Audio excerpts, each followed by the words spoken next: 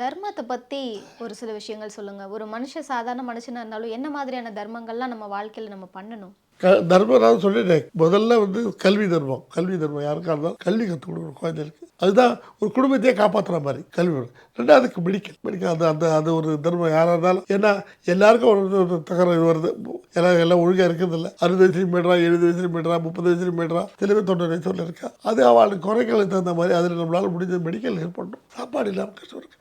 C ஆ அது ரோட்டி கப்படா மக்கான்பா. சாப்பிட ரோட்டி சாப்பாடு இல்லை என்ன பண்ணுவான்? பிளாட்ஃபார்மில் படுத்துட்டு இருப்பான். ஆனால் அவனுக்கு துணிமணி கூட இருக்காது பாவம். குளிர் காலம் விரைச்சி கட்டி படுத்துட்டு பஸ் ஸ்டாண்ட் நிறைய பார்த்துருக்கேன். நம்மளாம் பர்த்டே போய் என்ன பண்ணுவேன், ஒரு ரங்கு வாங்கிட்டு போய் ஒரு காலகட்டம் 6 மணிக்கு பிளாட்ஃபார்ம் அங்கே அவங்க படுத்துருக்க போத்திட்டு போவேன். அது ஒரு தர்மம், அது கொடுக்குறது. சில பேர் சாப்பாடு கொடுத்து வாங்கி கொடுத்தா சில சாப்பாடு அது பண்ணலாம்.